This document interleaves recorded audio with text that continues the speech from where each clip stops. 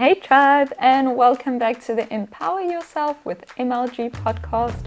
I'm your host Mandy, and today we are going to talk about our perception of good and bad based on one of my favorite parables, the story of the Chinese farmer. Let's get right into it.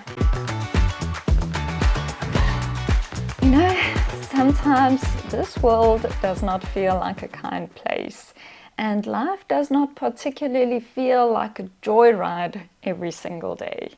You know, bad things happen to good people.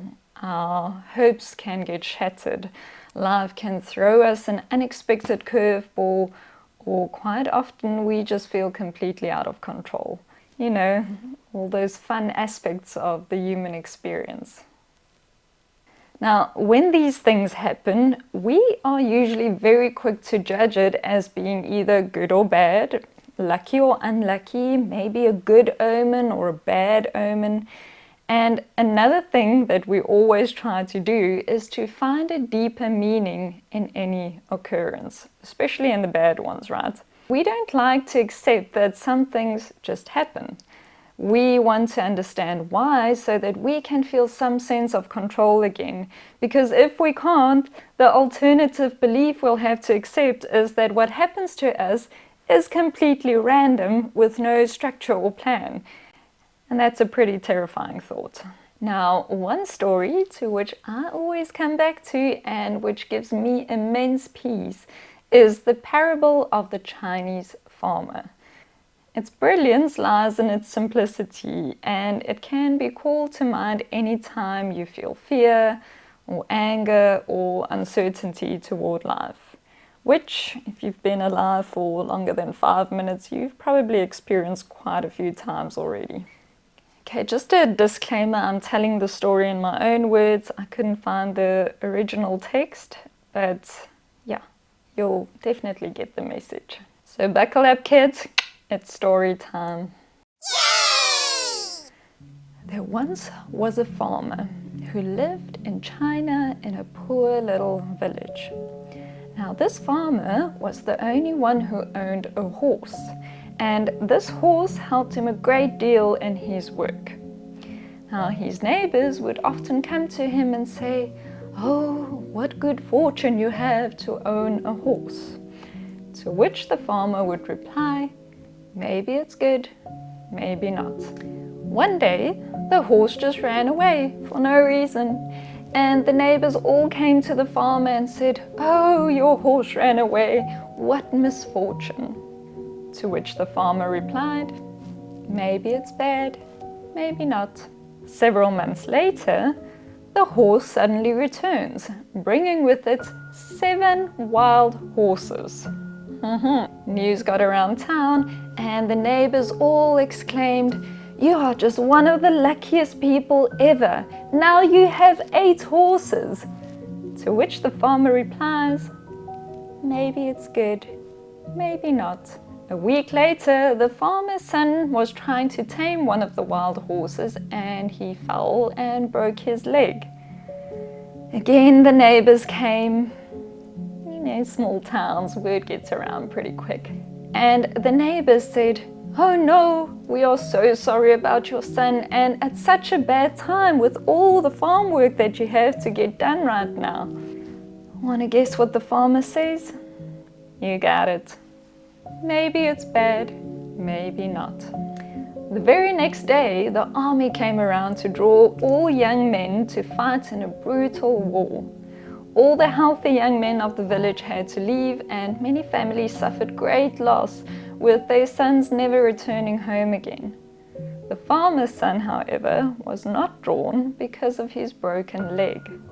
The son's leg healed up soon, and he was able to work alongside his father again. Neighbors came around, exclaiming, "Wow, you truly are the luckiest person ever." To which the farmer replied, "Maybe it's good, maybe not." That's the story. Now, I'm sure the moral of the story is pretty clear, but since we're here already, let me just give you a few thoughts on this. I'm sure in your own life you can look back on situations and think, gosh, at that time that was such a horrible experience, but looking back now I can see how much good actually came from it. For example, a relationship that ended painfully. Maybe now you see that you were never right for each other in the first place and you are happier where you are now. Or a career path that didn't work out and now you see that that needed to happen in order for you to find your true passion. Maybe an extremely painful thing had to happen for you to experience how strong you really are. Maybe something that left your life, you now see, made space for something better to enter. Okay, and just because we want to be real here, of course the opposite also happens. Sometimes you've been chasing something for years and finally it's yours and now you see it's not that great. Or your dream job came with an all-inclusive idiot boss. Or the dream vacation ends after day 2 because you got a lovely stomach bug. Regardless, the point here is that whatever is happening in our lives right now, we don't know how and where it fits into our future, and therefore we can be at peace. Peace because we don't know the true meaning of a situation. Peace because whatever looks bad today can turn out to be the best thing that ever happened to us. Peace that even when something good turns bad, that bad can turn into something good again. We can find peace and acceptance of a situation or non-attachment to a certain desired outcome. And we learn that we don't have to waste so much energy trying to control everything and everyone in our lives. And we can let go of the need to try and manipulate and force our will, because we can never truly know the consequences of any action, whether it was done with positive or negative intention. Alan Watts concluded this story with this: the whole process of nature is an integrated process of immense complexity, and it's really impossible to tell whether anything that happens in it is good or bad, because you never know what will be the consequence of the misfortune, or you never know what will be the consequences of good fortune. Remember, while you are alive, things will always change. Nothing is permanent. It's an endless process. If this is a bad time for you, remember a good time will come again. If this is a good time for you and you fear its end, find comfort in the fact that even when it does, the bad time that follows will also end again. This story, in its beautiful simplicity, has brought me so much comfort, especially in times when I feel lost and out of control and unsure about the future. And I truly hope that it will also give you the same sense of peaceful surrender each time you think of it, and that it will also allow you to let go a little and just flow with life. Well, my friend, that's it from me for today. Thank you for hanging out here again.